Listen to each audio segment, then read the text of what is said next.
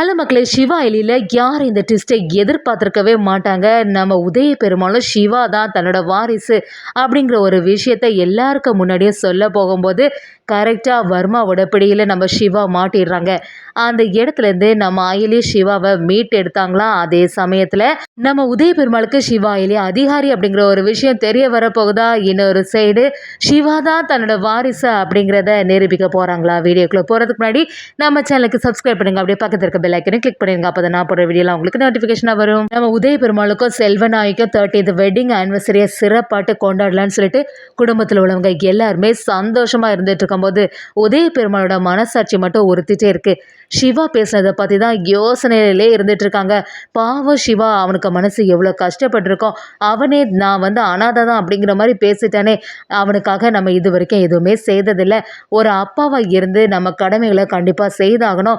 சிவா பாவம் இன்னைக்கு எல்லாருக்கும் முன்னாடியே சிவா தான் என்னோட வாரிசு அப்படிங்கிற ஒரு விஷயத்த சொல்லிடலாமா அப்படிங்கிற ஒரு குழப்பத்தோட நம்ம உதய பெருமாள் அயலியை பார்க்க வராங்க. அயலியும் என்னாச்சு மாமா, எதுக்காக இங்கே வந்தீங்க, என்ன விஷயம் அப்படி கேட்கும்போது சிவா எங்கம்மா சிவாவை பார்க்கறதுக்காக தான் வந்தேன் அப்படி சொல்லும்போது நம்ம அயலியும் இப்போ தான் கொஞ்சம் முன்னாடி வெளியில் போனாங்க, வந்துடுவாங்க அப்படி சொல்கிறாங்க. நம்ம உதய பெருமாளும் நான் ஒரு முக்கியமான முடிவு ஒன்று எடுத்திருக்கேம்மா அப்படி சொல்லும்போது அயலியும் என்ன மாமா, என்ன விஷயம் அப்படி கேட்குறாங்க. நம்ம உதய பெருமாளும் இது நாள் வரைக்கும் என் மனசுக்குள்ளேயே ஒழிச்சு வச்சிருந்த அந்த ரகசியத்தை எல்லாருக்கும் முன்னாடியும் நான் சொல்லிடலான் இருக்கேன். எனக்கும் சங்கரிக்கும் என்னதான் தொடர்பு, அதோட இல்லாமல் சங்கரிக்கும் எனக்கும் பிறந்தது தான் அந்த சிவா. அவன் தான் இந்த வீட்டோட மூத்த வாரிசு, என்னோட மூத்த பையன் அப்படிங்கிற ஒரு விஷயத்த நான் எல்லாருக்கும் முன்னாடியும் இன்னைக்கு நான் நிரூபிக்க போகிறேன் அப்படின்னு சொன்ன உடனே நம்ம அயலிக்கு சந்தோஷம் தாங்க முடியல. நிஜமாவே நீங்கள் உண்மையாக தான் சொல்கிறீங்களா மாமா அப்படின்னு கேட்கும்போது ஆமாம் அயலி, இனியும் சிவாவை இப்படி வேதனைப்படுத்துறது சரியே கிடையாது. அவன் எதுக்கு எல்லாருக்கும் முன்னாடியும் தலை குனிஞ்சு நிற்கணும், அவனும் என்னோட பையன் தானேன்னு சொல்லிட்டு நம்ம உதய பெருமாள் அயலிக்கிட்ட சொல்ல ஆரம்பிக்கிறாங்க. அயலியும் எப்படியாவது இந்த விஷயத்த நம்ம சிவா கிட்ட சொல்லியே ஆகணும்னு சொல்லிட்டு ஒரு யோசனையில் இருக்காங்க. இன்னொரு சைடு பார்த்தீங்கன்னா நம்ம சிவாவும் பைரவியும் சேர்ந்த மாதிரி சரி என்னோட அப்பாவோட வெட்டிங் ஆனிவர்சரி இருக்குதுல்ல, அதை கொண்டாடுறாங்க. அதனால் ஒரு கிஃப்டாட்டு வாங்கணும் அப்படின்னு சொல்லிட்டு வெளியில் போகிறாங்க. இன்னொரு சைடு வர்மாவும் யார் தான் அந்த ஏடி அப்படிங்கிறத நம்ம கண்டுபிடிச்சே ஆகணும். அதான் அவ கூட பழகுனவங்க எல்லாரோட 3 ஃபோட்டோ கிடச்சிருக்குல்ல, அதில் 2 லேடி இருக்காங்க, ஒரு ஆள் இருக்காங்க.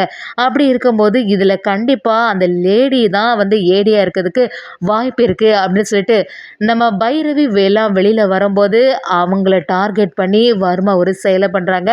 எப்படியாவது இவளை கடத்திட வேண்டியதான் அப்படின்னு சொல்லிட்டு நம்ம வர்மாவோட ஆட்கள் எல்லாரும் சேர்ந்து பைரவியை கடத்திடுறாங்க. அதே சமயத்தில் நம்ம சிவா கூட வந்த பைரவி தனியாக பைரவி அப்படியே கிஃப்ட் எல்லாம் வாங்கிட்டு இருக்கும்போது கரெக்டாகட்டே நம்ம சிவாவுக்கு தெரியாமல் அவங்கள கடத்திடுறாங்க. அதே சமயத்தில் சிவாவும் கொஞ்சம் நேரம் கழித்து எங்கே பைரவி இந்த இடத்துல தானே கிஃப்ட் வாங்க போனால், ஆனால் அதுக்குள்ளே காணலையே அப்படின்னு சொல்லிட்டு தேட ஆரம்பிக்கிறாங்க. எங்கே தேடியும் பைரவி கிடைச்ச மாதிரி இல்லை.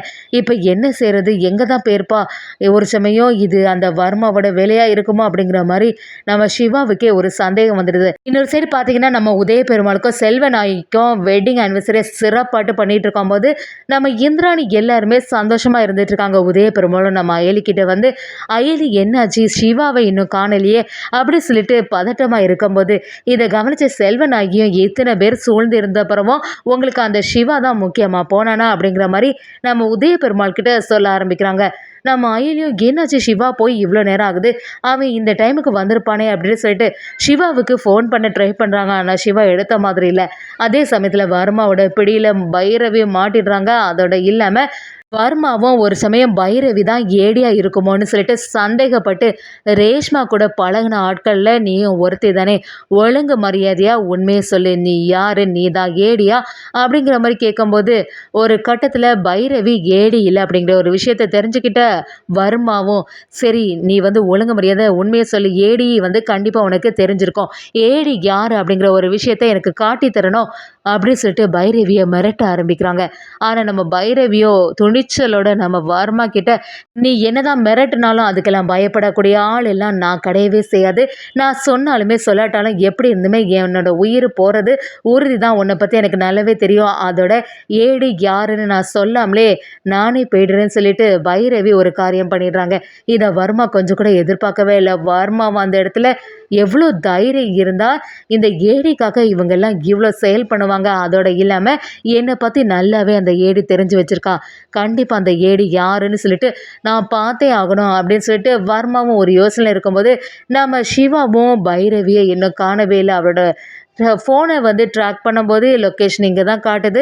அப்ப இந்த இடத்துல தான் ஏதோ ஒரு சம்பவம் இருக்குன்னு சொல்லிட்டு சிவாவும் அந்த இடத்துக்கு வராங்க. அப்படி சுத்தி சுத்தி எல்லா இடத்துலயும் தேடி பார்க்குறாங்க. எங்கேயாவது பைரவி இருப்பாளா? அவளுக்கு ஏதாவது ஆபத்து வந்துடுமோ? ரேஷ்மாவுக்கு ஒரு ஆபத்து வந்துட மாரி, கரெக்ட்டா இவளுக்கும் ஏதாவது பிரச்சனை வந்துடுமோன்னு சொல்லிட்டு நம்ம சிவா ரொம்பவே பதட்டமா இருக்காங்க. எல்லா இடத்துலயும் சுத்தி பார்க்கும்போது பின்னாடி வர்மா இருந்தது கவனிக்காத நம்ம சிவாவும் வர்மாவோட பிடியில மாட்டிடுறாங்க. வர்மா வந்து அப்படியே சிவாவோட மண்டையில ஒரு அடி அடிக்கும்போது அந்த இடத்துலயே நம்ம சிவா வந்து கீழே விழுந்துடுறாங்க. கரெக்டா அந்த சமயம் பார்த்து நம்ம அயலிக்கிட்டேருந்து ஒரு ஃபோன் வருது. நம்ம சிவாவும் எப்படியாவது அயலிக்கிட்ட இந்த இன்ஃபர்மேஷனை நம்ம சொல்லியே ஆகணும். வர்மா கிட்ட நம்ம மாட்டிட்டோம் அப்படிங்கிறத தெரியப்படுத்தணும்னு சொல்லிட்டு நம்ம சிவா அப்படியே அந்த ஃபோன் அட்டென்ட் பண்ணது இல்லாம, நான் வர்மா கிட்ட மாட்டிட்டேன் அயலி அப்படிங்கிற மாரி சொல்லிடுறாங்க. அதை கேட்டு அயலி அப்படியே அதிர்ச்சியாகி நிற்கிறாங்க. என்னது சிவா வந்து மாட்டிட்டாங்கன்னா, இனி வந்து இது சரியே வராது. எப்படியாவது வர்மாவுக்கிட்ட இருந்து காப்பாத்தணுமே அப்படிங்கிற ஒரு எண்ணம் தான் நம்ம அயலிக்கிட்ட இருக்குது. அதே சமயத்துல நம்ம அயலியும் இந்த இடத்துல இருந்துட்டு இருந்தா சரியே வராது. வர்மா ரொம்பவே கொடூரக்காரன். அவன் வந்து என்னனாலும் செய்வான். எப்படியாவது நம்ம சிவாவோட ஃபோன் வந்து எங்க லாஸ்ட் ஆட்டு ஸ்விட்ச் ஆஃப் ஆச்சோ அந்த இடத்துல ட்ராக் பண்ணி போயிட வேண்டியதுதான் அப்படிங்கிற மாரி நம்ம அயலி யோசிக்கிறாங்க. அங்க வந்து நம்ம உதய பெருமாளும் அயலி கிட்ட சிவா எங்கன்னு கேட்கும்போது நம்ம அயலியும் எப்படியும் பக்கத்துல தான் இருப்பாங்க மாமா. நானே போய் பார்த்துட்டு வந்துடுறேன்னு சொல்லிட்டு அயலி அந்த ஃபங்க்ஷன்லேருந்து கிளம்பிடுறாங்க. ஆனா நம்ம இந்திராணிக்கு ஒரு சந்தேகம் வந்துடுது. அப்படியே அயலிக்கிட்ட வந்து என்னாச்சு அயலி? உன்னோட முகமே சரியில்லை. ஏதாவது பிரச்சனையான்னு கேட்கும்போது, அப்படி எதுவுமே இல்ல நீங்க வந்து இங்க உள்ள வேலையை பார்த்துருங்க. நான் கொஞ்ச நேரத்துல வந்துடுறேன்னு சொல்லிட்டு நம்ம அயலி அந்த இடத்துலேருந்து கிளம்பிடுறாங்க. வர்மாவும் சிவா கிட்ட அப்படியே விசாரணையை ஆரம்பிக்கிறாங்க. வர்மாவை நேருக்கு நேரா சந்திக்கிற நம்ம சிவாவும் ரொம்பவே துணிச்சலோட இருக்கும்போது, எல்லாரும் சேர்ந்து அந்த ஏடியை காப்பாற்றலான்னு பார்க்குறீங்களா? உன்னோட ஃப்ரெண்டுக்கெல்லாம் நடந்த நிலவரம் உனக்கு நல்லா புரியுதுல. நீ அது புத்திசாலித்தனமா இருந்துக்கோ. எனக்கு நல்லாவே தெரியும். ரேஷ்மா கூட பழகுனது நீங்க 3 பேர் தான். அதில் நீங்க 2 பேரும் ஏடி இல்லைன்னா அந்த இன்னொரு ஃபோட்டோவில் இருக்கவன் தான் கண்டிப்பாக ஏடியா இருக்கணும் அப்படிங்கிற மாதிரி வர்மா சொல்லும்போது சிவா செம மாசா ஏடிக்கே சப்போர்ட்டாட்டு பேச ஆரம்பிக்கிறாங்க. அதே சமயத்தில் வர்மாவும் எனக்கு நல்லா தெரியும் நீ வந்து என்கிட்ட மாட்டிட்டேன்னு சொல்லிட்டு அவளுக்கு இன்ஃபர்மேஷன் தெரிஞ்சுனா கண்டிப்பாக இந்த இடத்துக்கு என்னை தேடி வருவா.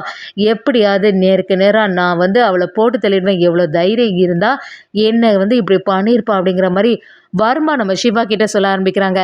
நம்ம அயலியும் ஒரு கட்டத்தில் செம மாசம் அந்த இடத்துல வராங்க. அங்கே வந்து பார்த்தீங்கன்னா நம்ம அயலி மறைமுகமாக எல்லாத்தையும் கண்காணிச்சது மட்டும் இல்லாமல் கரெக்டாட்டு வர்மா பக்கத்தில் உள்ளவங்கள அப்படியே சுட்டு தள்ளது மட்டும் இல்லாமல் அதை பார்த்த உடனே சிவாவுக்கு புரிய ஆரம்பிக்குது. அயலி வந்துட்டா இனி வர்மாவை தப்பிக்கவே விடக்கூடாது. இந்த வாட்டி வர்மாவை சரியா கைது பண்ணுற மாதிரி செய்துன்னு சொல்லிட்டு நம்ம சிவாவும் அயலியும் செம மாசம் ஒரு முடிவு எடுக்கிறாங்க.